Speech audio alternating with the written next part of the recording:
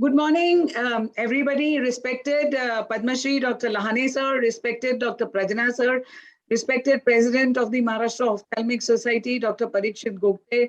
Good morning, Dr. Sirish Thorat, who's the Secretary, Dr. Pankaj Shah. Welcome everybody, the faculty, the senior members, everybody who has received the awards and the orations, Dr. Aditya Kelkar, Dr. Meenakshi.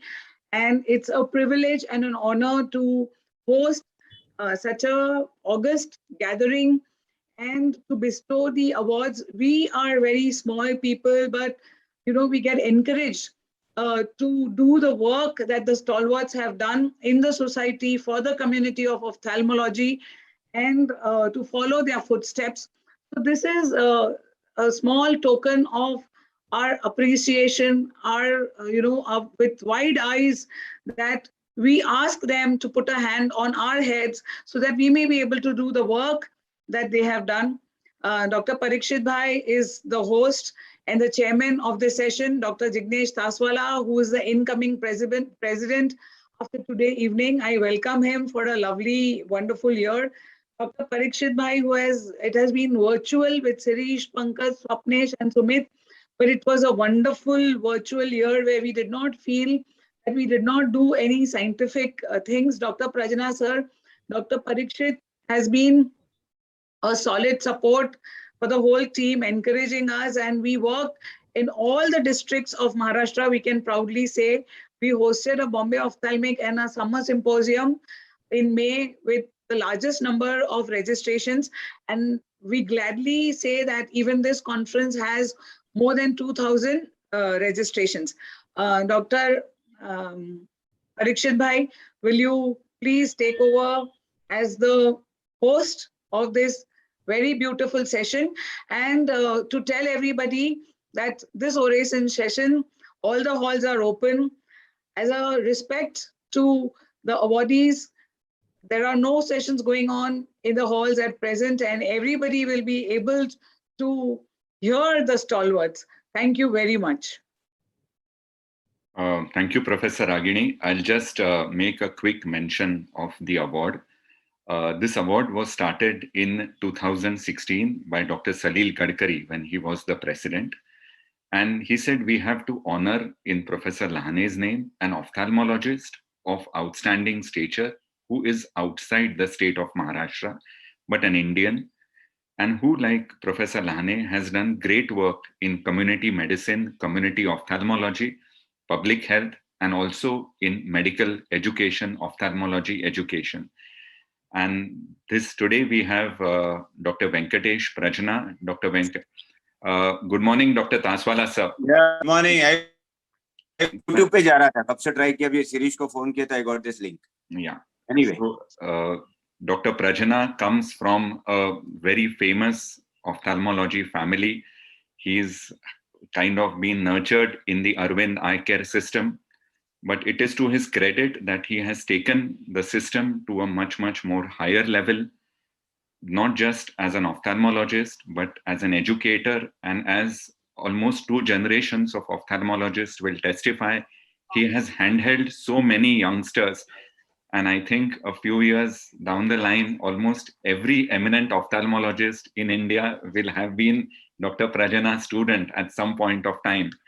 And he is, as they say, a very hard taskmaster, but that iron hand is in a velvet glove, and he sees to it that ophthalmologists who come from very distinguished backgrounds, from very humble backgrounds, they are put together, and together they learn and do it better. And everybody in today's world wants to, showcase their achievement, put it on Facebook and WhatsApp.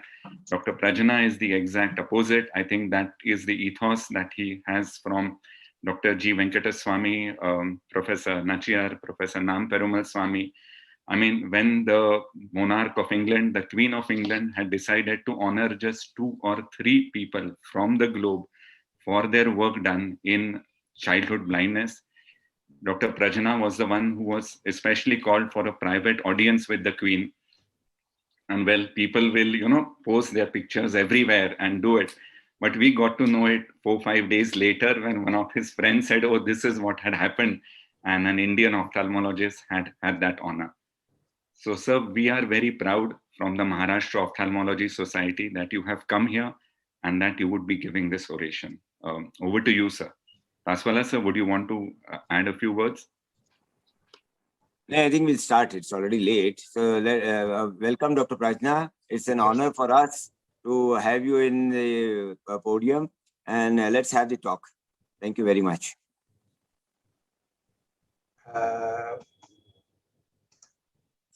I think you have to give me permission for putting my slide, Parikshit. It's still in Madam's name.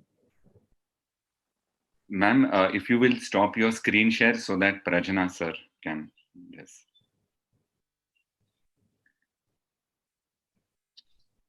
You're mute, ma'am. Ragini, you are mute. Yeah, now I'll share. So Dr. Lahane sir, would you like to say something before Dr. Prajna starts? The award is in your name, and what do you feel about this? Let him start. Let him start. Okay, so once he finishes, then you can. Can you see my slides? Yes, sir. Yes, sir. Yes. Respected Lahane sir, Ragini madam, Dr. Parikshit, Dr. Sirish, Swapnesh, and Dr. Pankaj, and all members of the MOSCON family. Today you have honored me by giving an award in the name of a person whom I respect so much in my life. I'm very, very thankful to all of you for selecting me for this oration. Dr. Parikshit made a mention, and to be very frank, I had never spoken to Parikshit on what I'm going to speak today. But incidentally, I found that after his introductory speech, I'm going to speak exactly the same sequence of events which ended up by me being in the Buckingham Palace. So today, I'm very, very honored to be given this oration. Today is one of the most happiest day of my life, where a person whom I look up to in my life, a person who has dedicated his life to community ophthalmology, a person who likes to nurture people from small towns and make them into big heroes, a person who personally gave me the Bombay Ophthalmic Association Gold Award when I was very young in my career. Sir, my salutations to you for all the hard work which you have done. And I also want to make a special mention, which I got the total surprise. I was taking Qatar Airways, and I was going from Qatar to London, and without any intention of doing it, I was just scrolling towards movies. And I don't know why I went to the Marathi section. And I went to Marathi section, and then I was looking at a Qatar Airway thing, and then suddenly a movie on Dr. Lahane comes up on the screen. And I ended up watching that whole movie. And I always feel, sir, that it was not a casual thing. I was destined to see that movie, even though it was in Marathi. I had already held you up in a very high esteem, and now I was totally flabbergasted after I see it. So thank you very much, sir, for being an inspiration to many young ophthalmologists. Your life is your message, and I'm very, very honored that I'm speaking in the name of in this oration. So today, actually, I'll be talking to you on two main things which I've been personally involved: the training part and the research part. In the training part, I'm going to specifically curtail myself to the part which I played in the Queen Elizabeth Diamond Jubilee Trust, which was actually a very ambitious program to train Commonwealth professionals in Commonwealth countries. So we ended up training almost 150 eye care professionals across the Commonwealth, in the Commonwealth countries, between the time period of 2013 and 2018, with a total budgetary allocation of 15 million pounds. And I thought I'll use this opportunity to share with you some of the experiences which I got during this whole training process.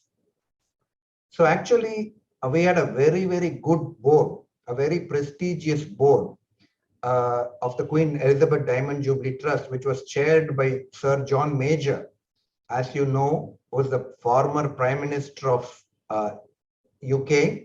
He was the chairperson of the board, and he actually invited us to the UK Parliament. This is at the House of Lords, where he had invited us for a preliminary meeting from where we could actually deliver the whole program. So I was instrumental in being in a very, very top administrative position. I was not only involved in administering at Aravind Eye Hospital, but I was also involved in the global launch of this Queen Elizabeth Diamond Jubilee Trust program.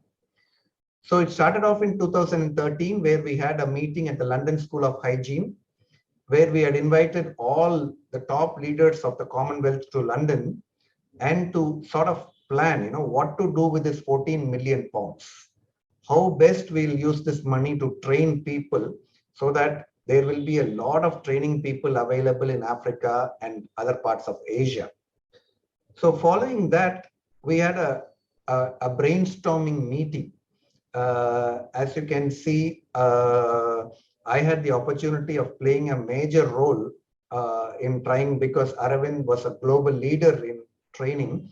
And we also wanted to make sure that the money, which was lots, was actually equally allotted to various African countries and also to various Asian countries.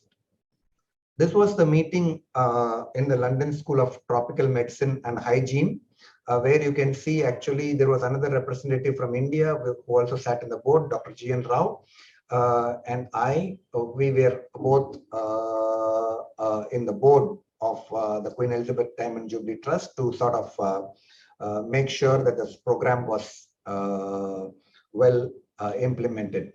You can see the former president of the Royal College, Nick Asbury, here, Sir Peng Kaw, many of you would know, a very famous pediatric ophthalmologist. So, and Alan Foster here, was a very, very famous public health specialist from London School of Tropical. So we had a very good team to sort of design this training program. And we followed up again in South Africa in 2016. We once again had a meeting on the effective planning on how we went about training all these professionals across the Commonwealth. So in essence, at Aravind itself, we trained 28 ophthalmologists. This was for long-term fellowship training. That means all these 28 people spent at least 1 year, if not 1.5 years at Aravind. And I'm going to share some of the non-ophthalmological part of the entire training program. All of us know about ophthalmology, but what are the challenges which are there for the non-ophthalmological part? And apart from this, we also trained 14 people in the short-term part, again from various countries of Africa. We were very proud because they are coming from places where there are actually no resources. And we were very happy that we could handheld them. And it was India's moment of pride. India always was a pioneer in medical education, even from Sushruta's time. And we are very, very honored to play a major role so that India could play a major role in training all these people from African countries. As you can see from this, these are all the training institutions. HV Desai was there, Moorfields was there, Ransco was there, Al Shifa was there, but Aravind played almost a 50% role in training these candidates from throughout the world. But I'm going to, as I told you, I promised I'm not going to talk to you about ophthalmology, but I'm going to talk to you about certain health issues, certain issues which we faced, which would be of interest to you as well. There was a candidate who had a multiple sclerosis attack. There was a candidate who had a dengue attack, and there was a candidate who was admitted to the hospital with lumbosacral plane and had to undergo a surgery. Imagine, out of the 40 candidates, international candidates, we ended up taking 3 candidates to the ICU. So that is the challenge, which was very, very interesting. This multiple sclerosis person, he actually was playing badminton with some of our doctors, and he just collapsed, and we didn't know what to do. Here is a person from Africa, from Kenya, who is with us and whose entire family is in Africa, and we didn't know what to do. And when we talked to the family, they just were crying. They were not able to tell anything. They were just crying. But we managed to admit him in the ICU. Our doctors were there to treat along with the other physical doctors. And there's such a strong bonding. I don't know whether that bonding would have been so strong if this episode was not there. So every crisis is an opportunity. And this doctor said, I don't want to go home.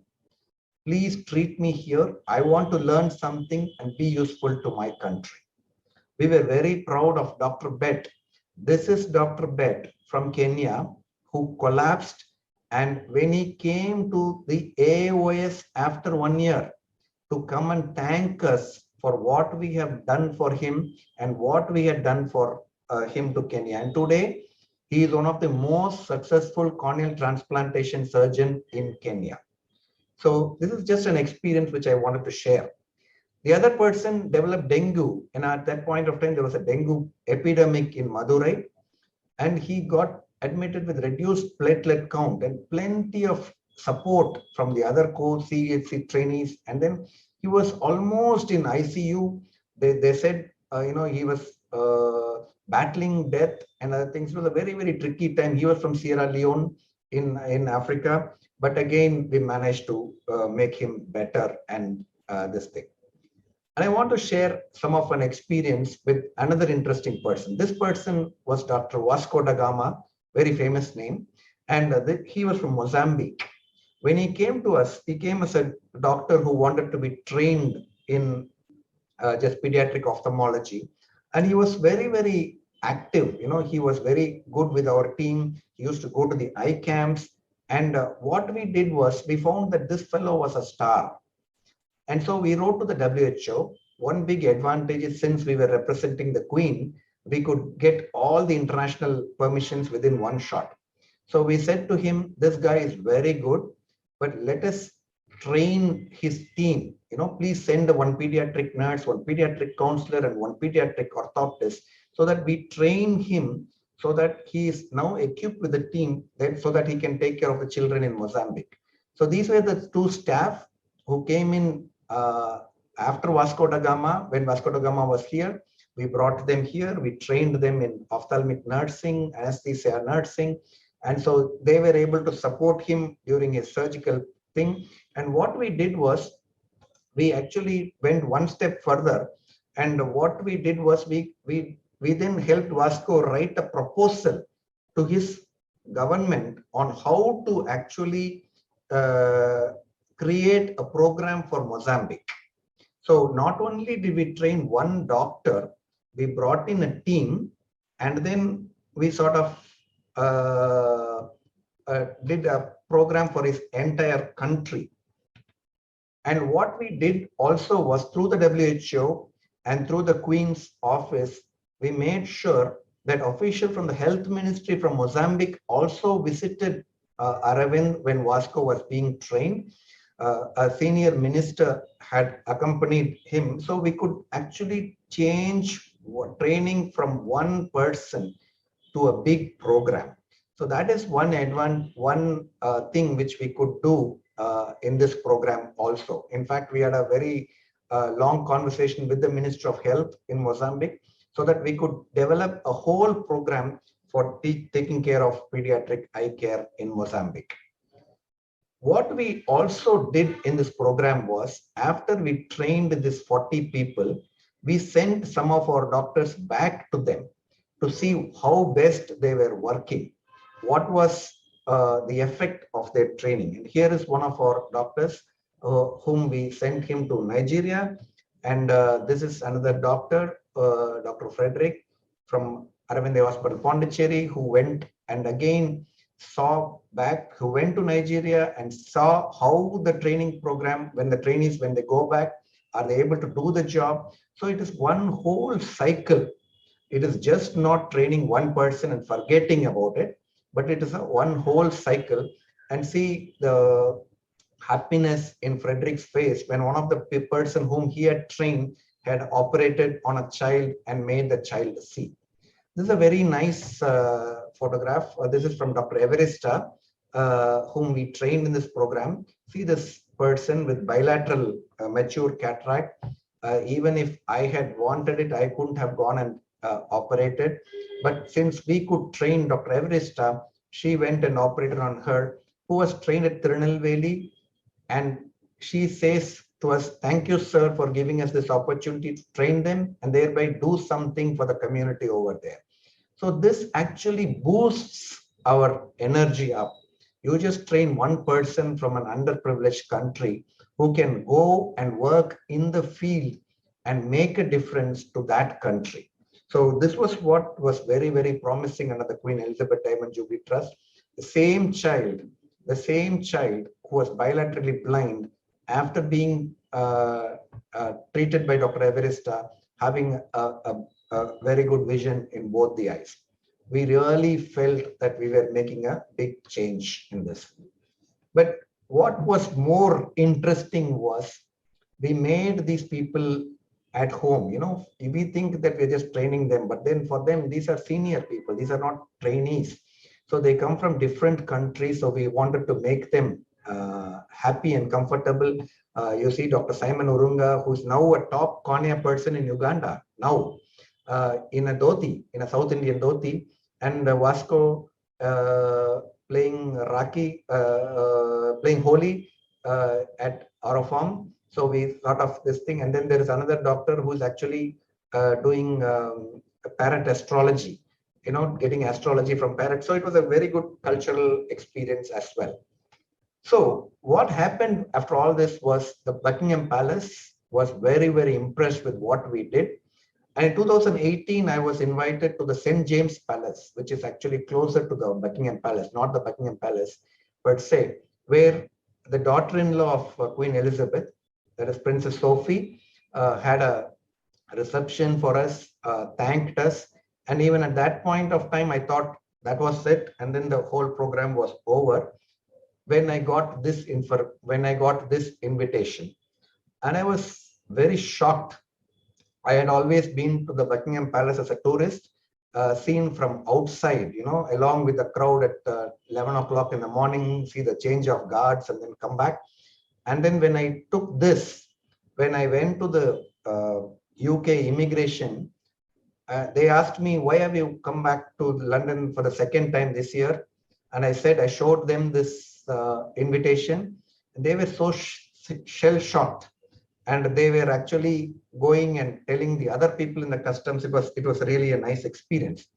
So this was the Buckingham Palace experience. As you can see, a royal palace with so nicely and deeply maintained with all the culture. And I had a private audience with the Queen. She was so nice. She's 93, but so sharp mentally. And also, she wanted to know so much about Indian ophthalmology. So it was not like just seeing a person and going. So we had a full 45-minute of personal audience with this. And I thought it was a fitting finale to what we actually did in this whole aspect of Queen Elizabeth Diamond Jubilee Trust training program. So I'm just going to show you just a couple of slides in the research interest I have. My main interest is in the field of fungal keratitis. And these are all my publications. So all my international publications actually, starting from epidemiology, risk factors, antifungal susceptibility, artificial intelligence, confocal, drug trials, clinical features, economics. So this is another part of me.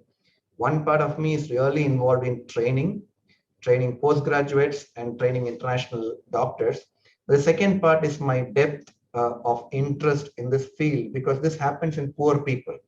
If somebody has to do research, it is we who have to do research. And I'm very, very proud to say, based on our study, the MUD study, the Royal College actually recommended a change in the treatment protocol for fungal keratitis based on our study. So these are all my international publications in fungal keratitis with regard to basic research as well. What has happened is, because of these, my depth of work in fungal keratitis, just for fungal keratitis, we now have established a very good partnership with so many international training centers in Europe, in the US, as well as in France.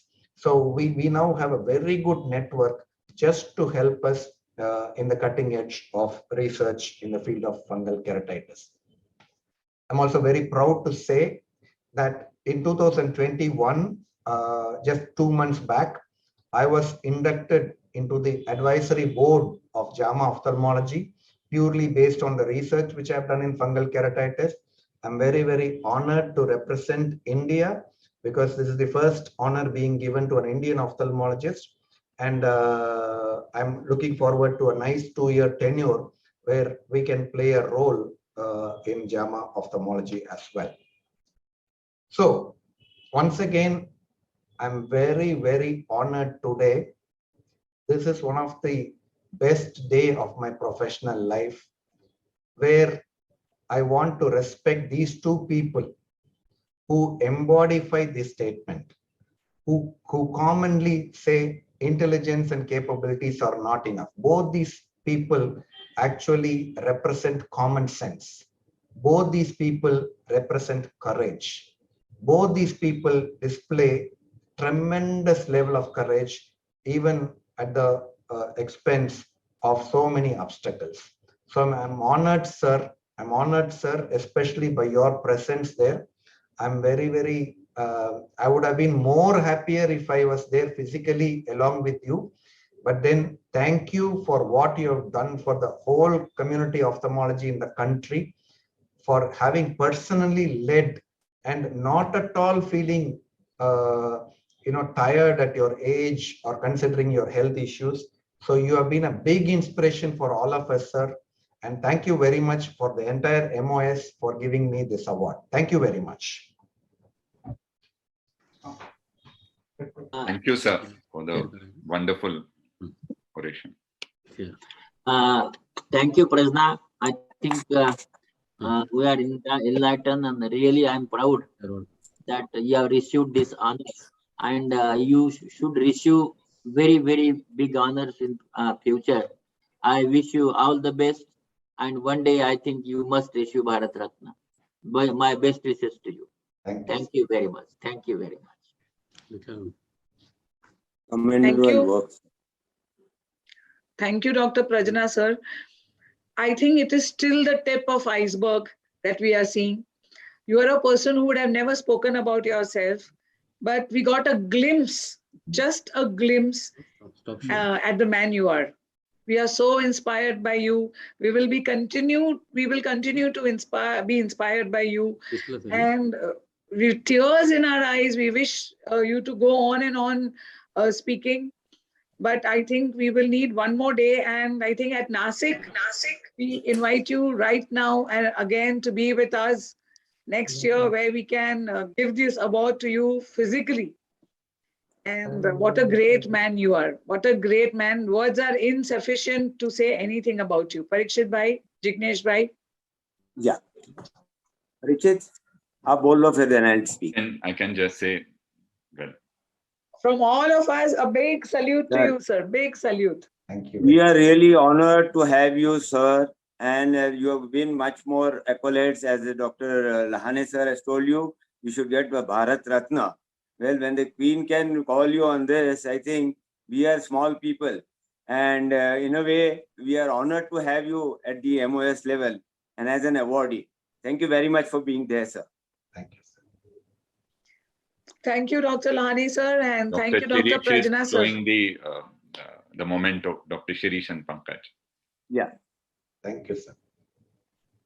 Thank you so We are much once offering a again. virtual memento on behalf of the MOS and Dr. T.P. Lahane, sir. Please accept it on behalf of the MOS. Thank you very much, sir. I said this is the most happiest day of my professional life. It would have been better we had met personally, sir. No, It we would have will. been a big Ma'am, honor to ma'am, have you. we have to go to the next award, ma'am. Thank you, Dr. Prajna, sir, once again. So the next award will be the V.K. Chitnis Oration Award, which will, so Dr. Parikshit Gokte, sir, he's the president of MOS. And will you please Thank you, ma'am. declare it? Yeah. Well, it's an award given by the scientific committee. Traditionally, the V.K. Chitnis Oration is given to an ophthalmologist who has done significant work, which is academic and research work in ophthalmology in Maharashtra. So if you can just read it out, ma'am. So the V.K. Chitnis Oration Award, Dr. Aditya Kelkar is my brother, and I've known him for many, many years. His father, Dr. Kelkar sir, is Dr. Lahane sir's guru and my grand guru. He's a renowned ophthalmologist in Pune and has an experience of 20 years. He's very young and he started young, following the footsteps of his father. He practices at the National Institute of Ophthalmology, which is a very big name, not only in Pune, in Maharashtra and in India. He completed MBBS from Bharatiya Vidyapit University in 1998. He did his MS from BJ Medical College, Pune. He completed his DNB in 2004. He was awarded the fellowship in ophthalmology from Royal College of Physicians, Glasgow, the UK, 2004. So basically, he does a lot of research. You know, people feel that it is only in institutes or government medical colleges that research is possible. But with the large amount of volume that Aditya has been doing and his dedication towards research, his enthusiasm, he has found a place in many research journals. Dr. Parikshit Gokte, will you please go on, confer the award upon him, and then we can hear from him. Yeah, we look forward to hearing from you, Dr. Aditya. Please. Will you please confer the award, Dr. Parikshit Gokte? The Maharashtra Ophthalmology Society is proud to confer the V.K. Chitnis Oration on you, Dr. Aditya. Thank you. Girish, will you please show the award? Dr. Sai Dada, can you highlight the award? Thank you. So thank you very much. Congratulations. Thank you, madam. Thank you, sir.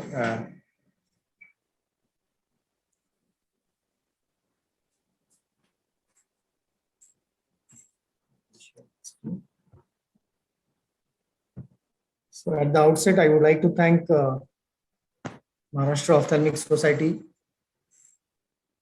for this award that they have bestowed on me. And I obviously want to thank Dr. Lahane sir and Dr. Ragini madam for their blessings. So I received a call a few days ago from Dr. Gokte sir congratulating me on being awarded the prestigious V.K. Chitnis Award. So I was very happy, and obviously I wanted to share it with my near and dear ones. And the first person that I wanted to share it with was our Simba. And that's his reaction. And he was also not very sure that it's really you or not. So I then told him that it's only me. And then he was very happy to share the joy with me. So I will be talking about management of aphakia. And I believe the title is It Still Hangs by the Thread. So as you know that phacoemulsification with intraocular lens implant has become extremely popular, and it's become almost a standard of care globally. And successful outcomes are mainly dependent on implantation of IOL in the capsular bag, which ensures that the centration of the lens is good and the visual outcome is adequate. The incidence of capsular tear is 1 to 3%, and occasionally the posterior capsular tear and vitreous loss may go out of hands and may not allow the surgeon to implant the lens in primary surgery. And I'm sure many of us have gone through this kind of a situation. And therefore, there are ways and means by which we can use an alternative technique to place IOL in such sticky situations. So the alternative techniques involve placement of the anterior chamber IOL or a scleral fixated IOL or iris claw IOL. Anterior chamber IOL was the most popular one a few decades ago. It's easy to perform, requires no special instrumentation and can be performed at the same sitting and requires very little time to perform this technique. However, has become very unpopular because of the obvious damage to the cornea and chances of peripheral anterior synechiae, glaucoma and hyphema. So then came the scleral fixated IOL. So the scleral fixated IOL can be divided into sutured scleral fixated IOL, sutureless scleral fixated IOL, and of course the glued IOL. So initially in 1991, Dr. Lewis popularized this concept of ab externo suture passes, and he used 10-0 Provine suture with 28 gauge hollow needle. However, this technique was obviously encountered with a lot of suture related problems like suture erosion, exposed suture, and of course late dislocation has been reported. And obviously it's not a technique that is very easy to perform. There are advantages of scleral fixated IOL, like the lens position is perfectly in the sulcus, less damage to the cornea, and pupil is free of the lens. So the dilatation has no effect. Also, there is little risk of glaucoma and inflammation. However, it comes with its own challenges and it's difficult to perform. And many times it is not possible to perform it in the same sitting because you may require additional instrumentation like vitrectomy, and you may, obviously you require to be a trained surgeon to do this type of a surgery. Late dislocation is another risk, and the risk of suture erosion and haptic exposure have also been described. So therefore, to obviate the problems that are associated with the sutures came another new concept of Geber-Sheriat's scleral fixated IOL. So here what he has proposed is to make two scleral flaps on either side, and then with the help of 25 gauge forceps, the haptics are externalized. And once the haptics are externalized, they can be tucked into the flaps that you see that are previously made. So the haptics essentially go under the sclera, and then the conjunctiva is placed over this so as to ensure that the haptics are not exposed at any point of time. So this was the technique that was made popular by Dr. Geber-Sheriat, and then an alternative technique was suggested by Dr. Amar Agarwal, and it has become very popular in India and abroad as well. And the technique was about glued intrascleral haptic fixation. So it's a modification of Geber-Sheriat's technique of making scleral flaps. And in this technique by Dr. Amar, he has made scleral flaps which are then glued with the help of a glue. It's a misnomer as such because the glue does not hold the haptic, but the glue is used to actually seal the pockets of the sclera, and the haptics are still engaged into the pockets which are popularized by Dr. Geber-Sheriat. Again, this technique is relatively easy to perform compared to the sutured SFIOLs, but all said and done, it also has its own set of complications like haptic extrusion, hypotony, macular edema, and occasionally retinal detachment and corneal compensation. So then came another innovative idea by Dr. Shin Yamane, and it was in 2017 that he presented his technique of transconjunctival haptic fixation. So obviously it eliminates the need of glue, it eliminates the need of making scleral flaps, it also eliminates the need of dissecting the conjunctiva, so making this technique extremely fast to perform, and it has gained a lot of popularity. So as you can see, the haptics are externalized with the help of a needle. So although the initial haptic externalization is easier, the trailing haptic is not as easy as it seems. And therefore, again, it has its own set of complication and it has its own learning curve too. We've had a fair share of experience of using Yamane's technique in various scenarios. We've also presented our work in Indian Journal of Ophthalmology, where we have shown our initial experience of 27 gauge transconjunctival haptic fixation. Also, we compared our results with the most popular Geber-Sheriat's technique as well as the iris claw technique of secondary IOLs. And going further, we have also described a technique of combining it with the bullous keratopathy. So we have got an experience of doing this technique in complicated cases where the corneal clarity was also not very adequate. So we have combined Yamane's scleral fixation as well as the deep stromal endothelial keratoplasty. Having said all this, but we want to know what is the Indian scenario, what happens in India especially. So we have performed a survey recently to find out what are the practice patterns of aphakia management in India, and we assess different approaches in management of aphakia amongst the Indian ophthalmologists via an online survey. And we recorded all the participants' practice settings and preferred surgical options. And we also found out what are the differences between anterior segment surgeons as well as the retina surgeons. And it was observed that placing a 3-piece IOL in the sulcus whenever available is the most common choice, whereas retrofixated iris claw is most popular amongst the anterior segment surgeons when it comes to inadequate capsular support, whereas the retina surgeons still prefer to do a scleral fixated IOL. Coming to iris claw lens, it obviously is very easy to perform, slightly more difficult than ACIOL, but definitely easier than any of the scleral fixated IOLs currently being done. It requires intact iris diaphragm, that's the key requirement, and pupillary dilatation may be hampered in the post-operative time, causing difficulty in visualizing the fundus. At the same time, risk of iritis and cystoid macular edema are obviously there in this technique too. However, no technique mentioned so far in the management of aphakia is without any complications and obstacles, and surgeons are still keen on describing newer techniques of aphakia management. So the circle of life is such that we are going back to where we started again. And so probably again, the sutured SFIOLs are coming into existence, and the use of Gore-Tex suture has made the sutured SFIOLs again very popular, especially in the European countries. This is a technique of described by Dr. Canabrava. A slight modification of that is to use a single piece IOL, and we have used in this case Envista intraocular lens, which is aspheric intraocular lens, and we are using a 6-0 Prolene because 6-0 Gore-Tex suture is not available with us in India. So we use a 6-0 Prolene suture. We tie a small knot around the optic haptic junction first of all, externalize both the threads on one side, and then repeat the same procedure on the other side. And once the sutures are in place, then we ensure that the lens is placed behind the iris.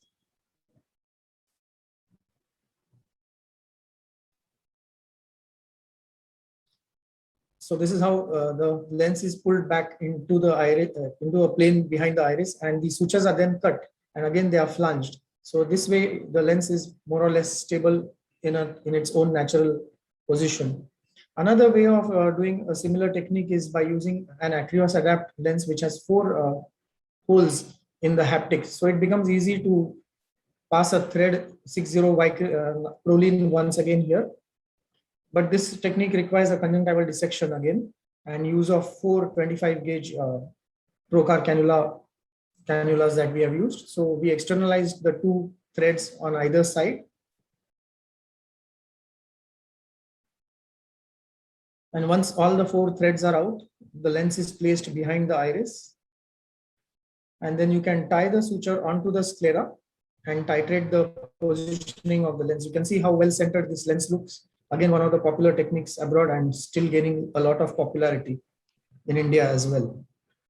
So what does the future hold? Probably again, we may go back to a lens which does not require a suture or fixation onto the iris. So this is a new design which has now recently been launched, and it has a small plate of haptic here which gets engaged into the sclera, and this obviates the need for having any sutures onto the sclera. So coming to an end of this presentation, obviously I thank my family support system for encouraging me and always being with me for all that I go through, ups and downs, of course. And of course my mentors, Dr. Lakshedwar sir, Dr. Nagpal sir, and of course Dr. Lahane sir and Ragini madam, who are the source of inspiration for all of us. And of course Dr. Manish Nagpal, who has been more like a friend, philosopher and guide to me. I cannot finish this presentation without thanking our team of NIO staff and NIO doctors who have always been with me through thick and thins. And last but not the least, that's how the journey started with my beloved friend, Dr. Chirag Bhatt, who I miss sorely every day. And talking about the philosophy of life, this is how I see life as. So obviously we don't want to give up at any stage of time. And yes, whenever you feel low on motivation, there's always something that you can indulge in, and that is some amount of coffee that I With this, I thank my presentation. Thank you again. Very Thank you. nice, Dr. Aditya. Fantastic the way you are as always, and really energetic. For the people who are not aware, he has already won the Riz Butler Award this second time. And a big congratulations, such a young age, a lot of achievements Thank you. at the world and the international stage. Thank you very much for being part of this and accepting the award. Thank you, sir. Thank you. Thank you, sir. Dr. Prajna sir is here still. Dr. Prajna sir. That's so nice of him. A very, very excellent lecture and all-encompassing lecture in such a short period of time. Congratulations. Thank you, sir. Thank you. Thank you, sir. Thank you so much. Thank you, Aditya. You are my brother and we are so, so proud of you. There's so much to learn from. Thank you, sir. Thank you, sir. And Thank you, Sirish, Thank for you, this. madam. Thank you, Swapnesh, Sirish, Parikshit Bhai, Pankaj, everybody for making these beautiful awards. Thank you. Fabulous. Thank you. Thank you, Aditya. Thank you, madam. Thank you. And Dr. Aditya is young, so I'm sure in the next 30 years, there is so much more that we will see from him and Thank you. learn from him.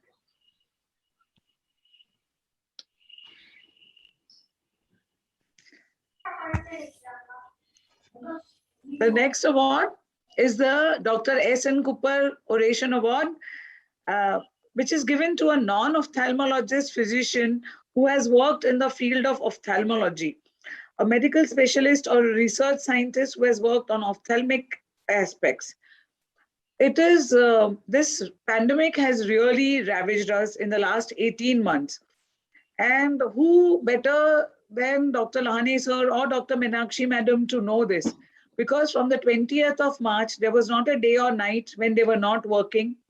This suddenly came upon us, and the first few days were spent in running around finding information about the virus. And then came a battle of life and death, where all the physicians donned their caps, forgot whether the PPE kits were available or not, and just went on about saving the lives of people. VCs day in and day out with Dr. Lahane sir and his team, with prominent members and HODs of the medical colleges. You know, private practitioners could shut down their clinics, but not the government people, because they were in the ICUs day in and day out. And so it is then people like Dr. Meenakshi, who were angels in the dawn or in the garb of a doctor, who ran around to save the lives of patients. Dr. Parikshit Bhai, would you like to please continue, say a few words, and on behalf of the MOS, then bestow the award to Dr. Meenakshi ji. You can start sharing your screen. Well, Dr. Meenakshi is special in many ways. She's a professor of medicine. She is a student of BJ Medical College, but has worked in government medical colleges of Dhule, Nanded, and Aurangabad. And it is in Aurangabad which has been her Karma Bhumi, and where she has now headed the medicine department at a very young age. But she also has two more distinctions. One is she has an MA in psychology, and she has a PhD in psychology amongst the HIV affected. So while working in ICUs and taking care of a very busy OPD and supervising her MD candidate, she has had the time to do a PhD work for people with HIV, not just medically, but also psychologically. And we are proud that in these difficult times, in COVID, it is professors like hers in the government medical colleges who were at the forefront of the battle against Corona. So over to you, ma'am. We look forward to listening to you. Yeah, thank you so much and good morning, everyone. It is so nice to see Dr. Raghini madam and our respected Dr. Lahane sir, who was there backing up us throughout the first and second COVID waves. And now we are really missing you, respected sir. To begin with, I would like to thank Maharashtra Ophthalmic Association for choosing me for this prestigious award.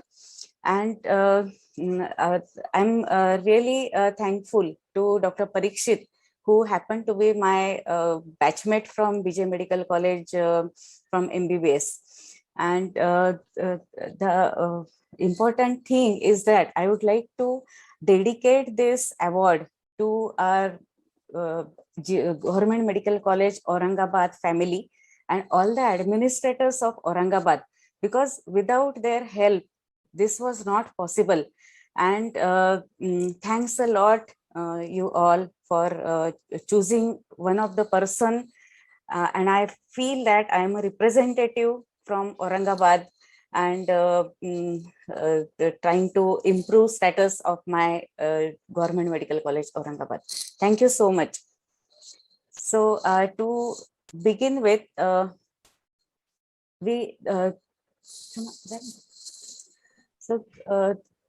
COVID-19. I can hear you and see you well. You can make it full screen, doctor. Yeah. If you can go to slideshow and say. Yeah.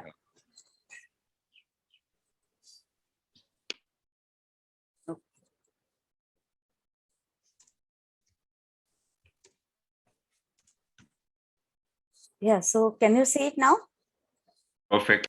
Yeah, thank you so much. So COVID-19 is not the only pandemic we all have faced till now. AIDS and HIV was the one, followed by swine flu since 2009. And till we saw first case of COVID-19, we were facing COVID-19, the swine flu cases also. So it remained as an ongoing endemic. Yeah, I'll try to share my next slide. Just a minute. Can you see my next slide? No, ma'am. Below that, if you can click, there will be a small icon. Yes, there is an icon at the bottom left side, which is forward. Yeah, perfect. So you all have seen this virus, and the importance, what I want to highlight is that this virus has a lipid membrane, and that's the advantage, and it's an RNA virus. And because it has a lipid membrane, it helps us to destroy this virus with soap and water, as we can do it with HIV, the hepatitis and rabies virus also. So it starts its action with the AC enzyme, which is there present at different places, and it is present in abundance in lungs, pancreas, heart, kidney, intestines, and arteries also. So what was so special about this pandemic was everywhere in the world, there was disaster and mass casualty of severely hypoxic patients coming with critical illness, and they were requiring huge number of oxygen beds and ventilators. So all this was because of the high infectivity rate during first wave. All the strains they had are not of 3 to 4 cases from one patient, and during second wave, it was the R naught was 6 to 9 cases. So one patient was infecting at least 6 patients from that if there was COVID inappropriate behavior.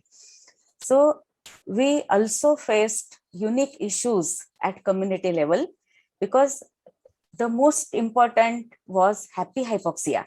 So I always used to say whenever I take lectures that whoever has introduced this term of happy hypoxia related to COVID-19 should receive Nobel Prize, because it was so appropriate that all these patients were coming with an oxygen saturation of 30 and 40%, but they were so stable. And this actually caused us many difficulties, because patients and relatives, they were not understanding the gravity and severity of the disease. And another challenge was managing critical patients also without a relative.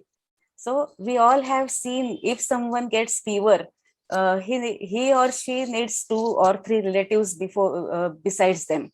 But we had to manage both the waves without a relative, and still we are managing these cases without a relative. And during second wave, the challenge was all the relatives were waiting outside the hospital and insisting on giving us remdesivir and tocilizumab.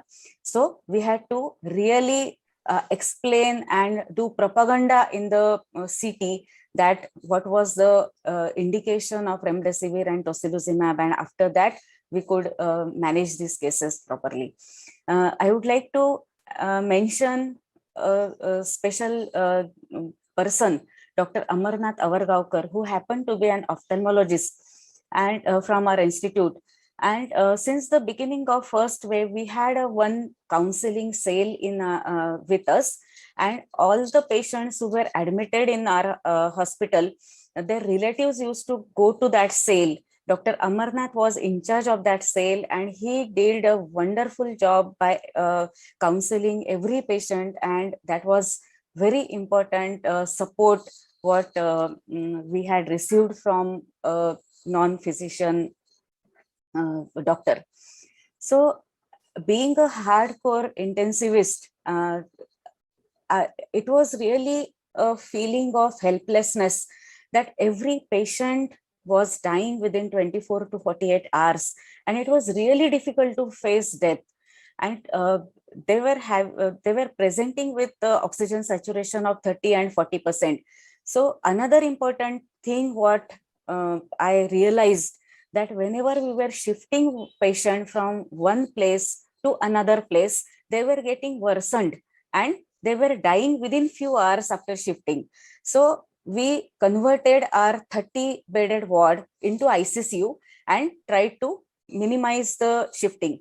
And now I am insisting on our healthcare providers like Deputy Director and Health, that please, before we shift any patient from peripheral hospitals to GMC or refer those patients to higher centers, please ensure that patient has received low molecular weight heparin and a stat dose of corticosteroid, so that at least the injections start functioning before and will prevent worsening of these cases.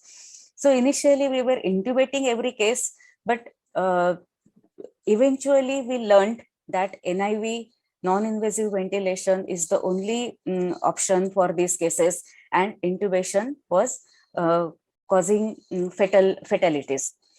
So once we received a few references and publications from China, and we understood that it is all cytokine storm. We had not seen such a severe cytokine markers in any of the disease since we have learned, and even in Harrison we have not found any mention of such a severe cytokine storm, which we found that ferritin of more than 2000, which is the normal level is 400, CRP of more than 150 when the normal level is 6.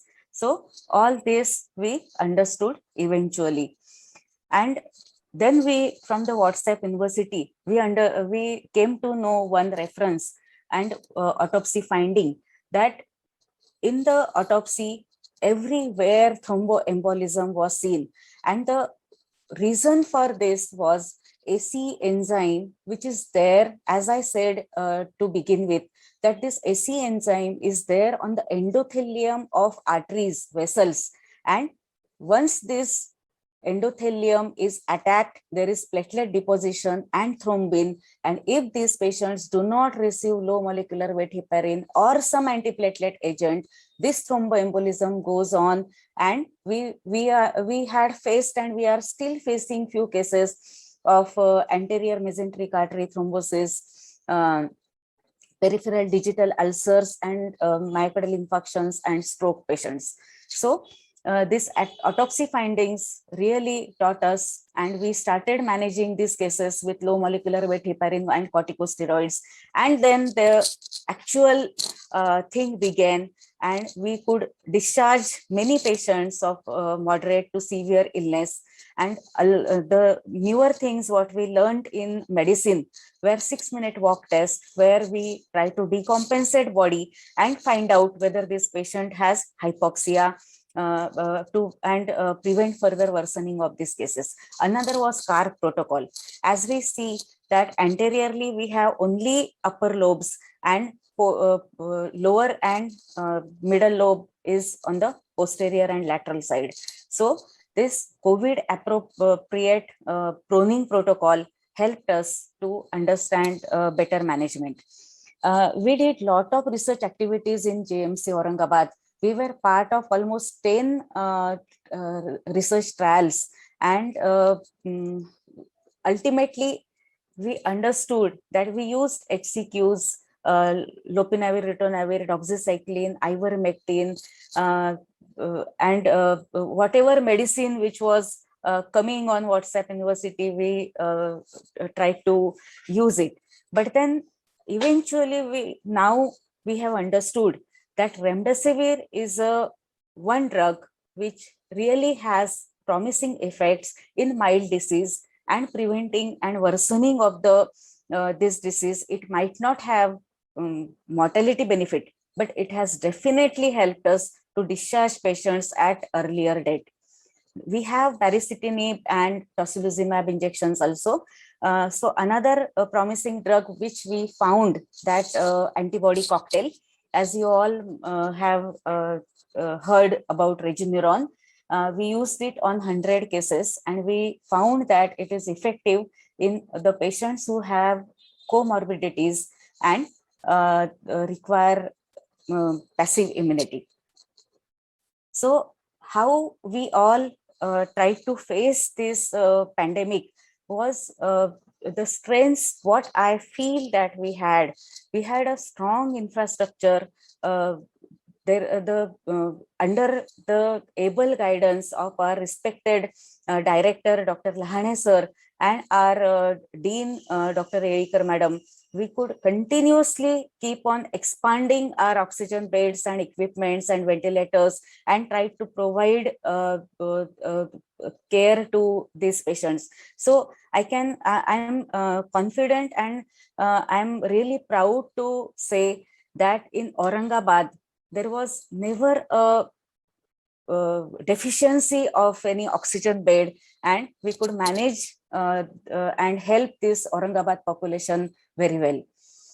So the teamwork, what we did under our director sir and Dean madam, really helped us. We all, from all different departments, we worked as a family, and we tried to help these patients.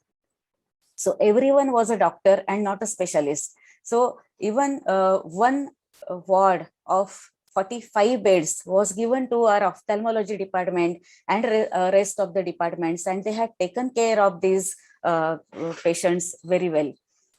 So another important strength what was there was following up of protocols. So we formulated guidelines, SOPs, almost to the standards of NABH, and we saw to it that these SOPs and guidelines under the guidance of Ministry of Health and ICMR, and those guidelines which were forwarded by our DMER office, we saw to it that these guidelines are followed everywhere in Aurangabad and in the rural area of Aurangabad.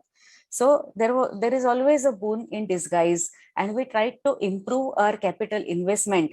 So now we are rich with oxygen bed, oxygen tanks. Our liquid medical oxygen extended from 16 liters to 56 liters now.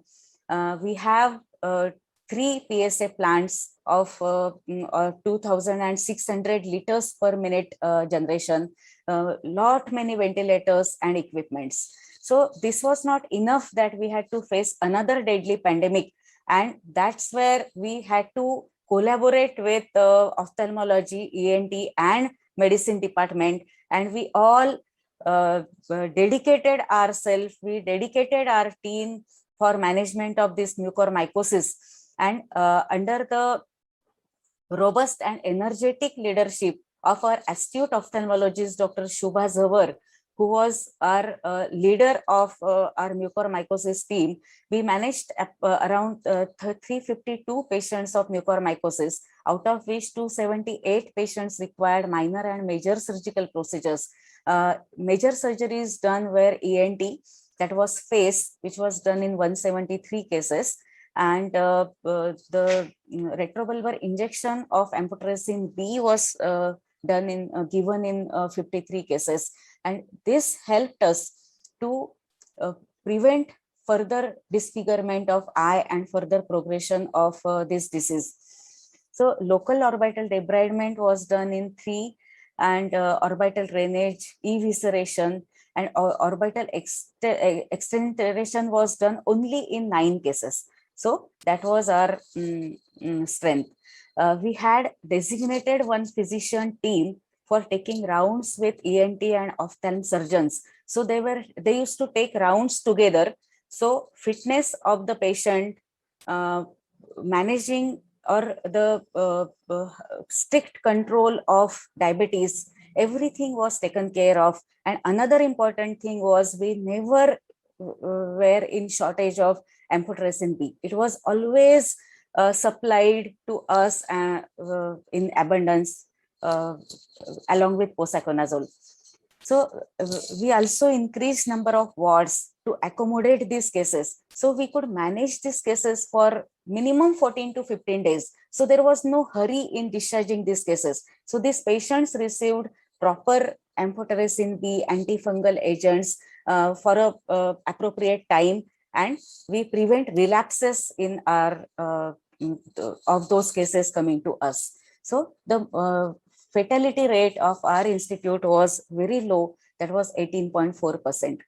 So at the end of these 2 waves, we are still facing cases. We are still having 35 patients admitted with us, and 12 patients are on ventilatory support.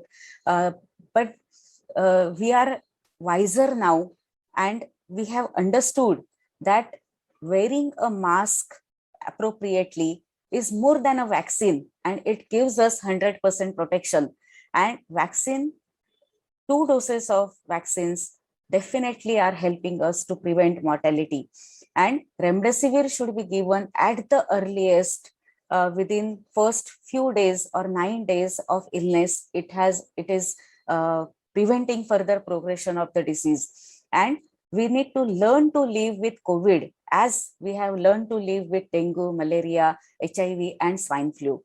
So the take-home message will be, if we want to prevent 3rd wave, which is likely to be coming in pockets, and as we are watching now that developed countries are facing 3rd and 4th waves. Even in US, young children, they are getting affected, and it might be the Delta only which is likely to trouble us. So we need to judiciously use masks without any explanations.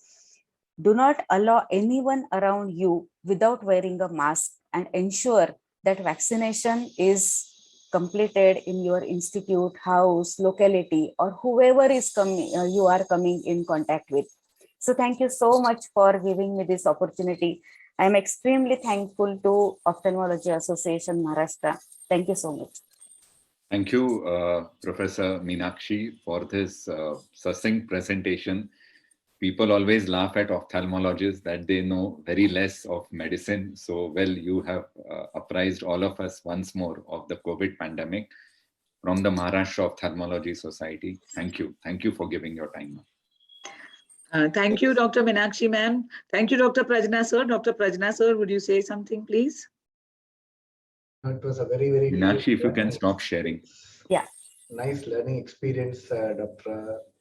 Meenakshi. So it was, when you talk out of your experience, you learn so much. Your talk actually showed how much of experience came in today's thing. Thank you very much for sharing such insights. Thank you so much, sir. You thanked all your team and mentioned each of your team members. And yes, many ophthalmologists, even in Pune, because there were no ophthalm OPDs as such running in big hospitals, they have worked as assistants of ICU heads. They have done counseling. They have written discharge summaries. So yes, we have done like a squirrel, our small bit. But thank you. Thank you so much. Excellent teamwork by you, ma'am.